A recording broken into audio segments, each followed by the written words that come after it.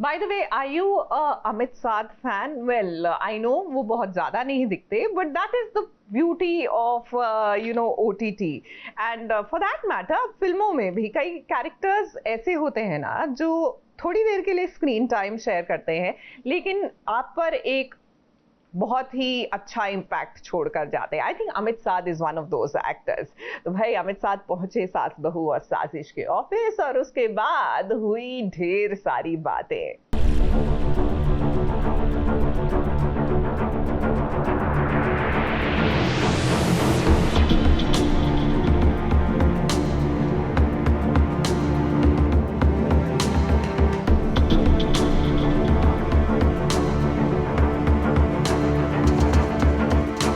आप सभी ने हाल ही में द हंट सीरीज़ देखी होगी, जिसमें जो किरदार है, मुख्य किरदार कार्तिकेन, जो SIT के लीडर हैं, स्पेशल इन्वेस्टिगेशन टीम के, आज यहाँ पर आए. आज लगता है कुछ खास बताने के लिए आप यहाँ पर आए हैं हमें. आप जो भी पूछना है आप पूछ लीजिए, बता दूंगा. पूछिए आप. तो पहले ये बताइए कि आपने भी कहा कि न्यूज़ रूम में आने के बाद आपको डर लगता है. क्यों डर लगता है आपको? बहुत मेहनत का काम है ना भाई. ये मैं तो नहीं कर सकता ये रोज़ रोज़ जो आप लोग करते रहते हो. और हाई प्रेशर जॉब है भाई. आपका इज्जत है इस काम के लिए मेरे दिल में, आप लोगों के लिए. 21 साल 2004 से शुरू किया था आपने. जब आप पीछे मुड़ के अब देखते हैं तो कैसे महसूस करते हैं खुद को आप? क्या मैं पीछे मुड़ के देखता नहीं हूँ यार. मुझसे लोग पूछते हैं ये स्ट्रगल के बारे में. ये मुझे लगता है वो ज़बरदस्ती को रोमांटिसाइज करने वाली चीज़ें होती हैं. स्ट्रगल था, होगा कभी, अभी तो नहीं है. और जहाँ तक लाइफ के स्ट्रगल्स की बात है वो कभी ख़त्म नहीं होती. आप किसी मुकाम पे आ जाओगे वो चलता रहेगा, वही लाइफ है. I like to choose my own team. अभी तक किसी भी आदमी या ऑर्गेनाइजेशन ने सामने आके रिस्पॉन्सिबिलिटी नहीं ली.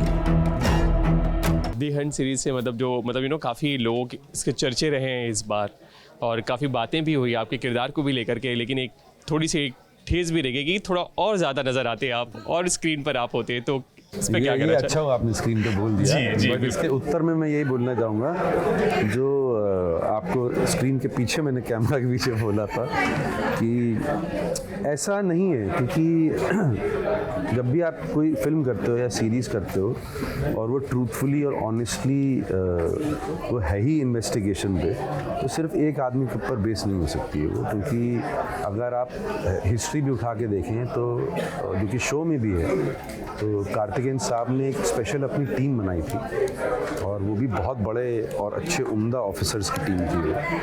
और बहुत सारा लेग वर्क, फील्ड वर्क उन्हीं लोगों ने किया था, एंड तो because it's solely based on that investigation, तो सब का हिस्सेदारी होना बहुत ज़रूरी है उसके अंदर. और एक आदमी था सर जो इनके साथ खड़ा था. हम इसे केनेडी असैसिनेशन की तरह नहीं बनने देंगे. ABP के ऑफिस में आए हैं, लेकिन आज आपको कुछ खुफिया चीज़ पता चलने वाली है, तो शायद आप उसके लिए सब चीज़ पता चली है मुझे. और वो ये है कि ये भाई साहब, क्या नाम है आपका यार? इनके पिताजी ने लिखी है किताब जिसपे हंट बेस्ड है. बहुत खुशी हुई आपसे मिलके.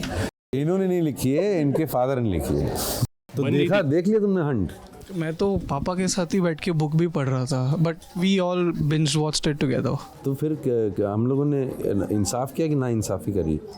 इंसाफ ही किया. इंसाफ किया. हाँ. ना बोल देता ना इंसाफी तो बहुत प्रॉब्लम में आ जाते भाई हैं. नमस्कार. एक अत्यंत दुखद सूचना. भारत के भूतपूर्व प्रधानमंत्री श्री राजीव गांधी जी की हत्या की गई है. ये हत्या का कारण एक बम विस्फोट बताया जा रहा है.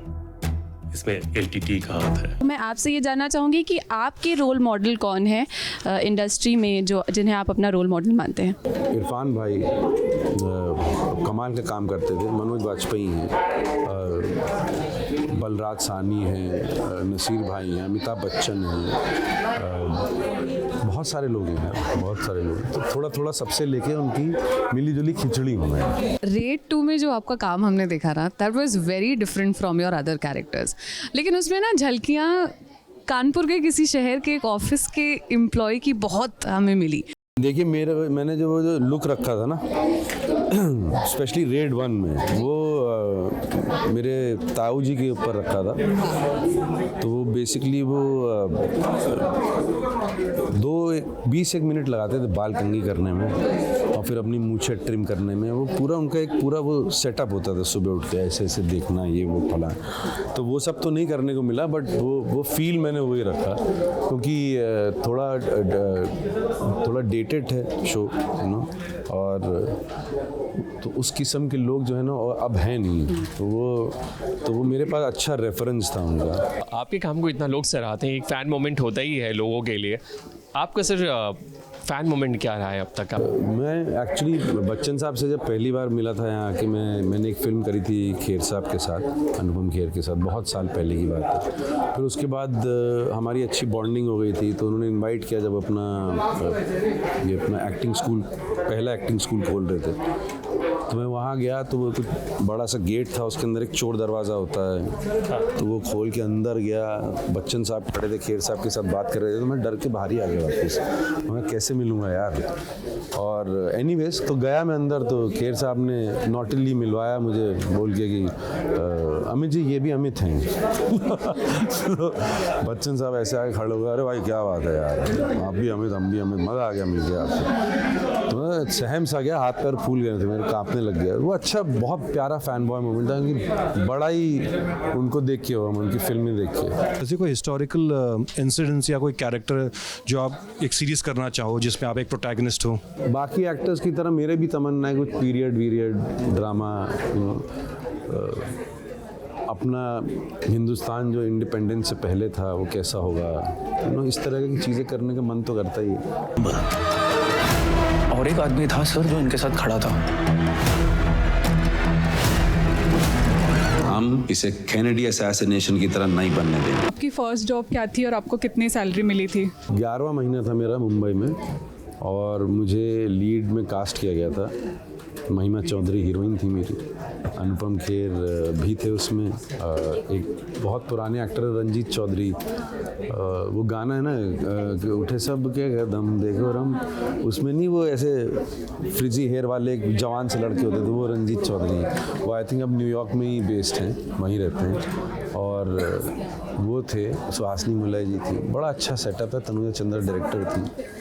और तो जब मैंने साइन किया तो उसमें कुछ तो उससे $2,500 ऐसा कुछ लिखा था, $3,000। तो मैंने मजाक पूछा, ये साइनिंग है क्या?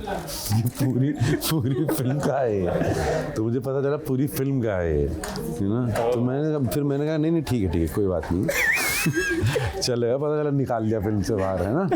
तो इतने ही मिले थे, $2,500 या $3,000 मिले थे। मिर्जापुर की तो चली रही पिक्चर की बात हो रही थी, तो उस पिक्चर में हमें कहीं ये जो मौर्य साक्यों छवियों में नजर आएगी कि नहीं आएगी? बिल्कुल नहीं आएगी। नहीं बना ली इन लोगों ने पिक्चर, मेरे पीछे से बुलाया भी नहीं मुझे। अरे ये क्वेश्चन जो है आप इन मेकर से पूछिए, मुझे कोई आइडिया नहीं क्यों नहीं लिया मुझे उन्होंने।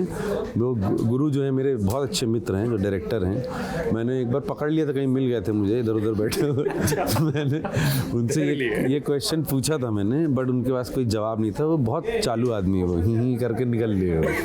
अभी इन दिनों सर जैसे कि इंस्पेक्टर के किरदार, फिर कहीं आप रेड में, कहीं आप रेड मारने जा रहे हो, फिर यहाँ पर CBI वाले बने हो, मतलब ऐसे पीछे ही पड़ गए हो मतलब लोग। PhD करवाना चाहते हैं ना लोग मुझसे कि जितने भी फोर्सेस हैं, सर्विसेज हैं, जो सिविल सर्विसेज हैं, पुलिस फोर्स है, ये सब मेरी PhD करवाना चाहते हैं इसके अंदर। फिल्मों से एक प्ले, थिएटर प्ले, फिल्म, और उसके बाद में कट टू एकदम अचानक ये OTT। तो OTT प्लेटफॉर्म को आप बेसिकली किस तरीके से देखते हैं? बहुत अच्छे तरीके से देखता हूँ, क्योंकि OTT ने ही मुझे पहचान दी और OTT से ही पॉपुलैरिटी मिली। और मैं हमेशा धन्यवाद करूँगा इस रेवोल्यूशन ही बोलूँगा एक तरीके का, कि इस तरीके का भी एक चैनल आया जिससे कि मैं ही नहीं, मेरे जैसे कितने अनेक actors, technicians, directors, writers, background scorers, musicians, कितने लोगों का भला हुआ है। और थोड़ा हमने भी आके OTT पे जो बड़े बड़े फिल्म स्टार उनको run for the money type तो दे ही डाला है, ठीक है ना। तो अच्छी चीज़ है, ये सब हेल्दी कॉम्पिटिशन्स हैं और इससे इंडस्ट्री इवॉल्व भी होती है, लोग इवॉल्व होते हैं। छुट्टी जब होती है, थोड़ा सा काम से थोड़ी सी फुर्सत मिलती है, जब आप कानपुर लौट के जाते हैं तो मतलब क्या करते हैं, मतलब वहाँ पर कैसे आपका मैं कैसे? नहीं जाता कानपुर लौट के, नहीं, मेरे सब घर वाले इधर ही हैं। अच्छा, आप हम बहुत सालों से यहीं पे ही हैं। कानपुर में तभी जाता हूँ जब मौका मिलता है उस तरफ जाने का। लखनऊ में शूट कर रहा हूँ या आसपास में कहीं कर रहा हूँ तो पुराने दोस्त यार हैं, एक कज़न भी हैं मेरे बड़े प्यारे, तो उनकी याद सताती है तो उनको या तो बुला लेता हूँ जहाँ पे भी हूँ या फिर कानपुर चले जाता हूँ। मोस्ट प्रॉब्ली कानपुर ही जाता हूँ, मज़े आते हैं। Thank you so much sir, बहुत बहुत शुक्रिया बात करने के लिए। Thank you so much, all the best.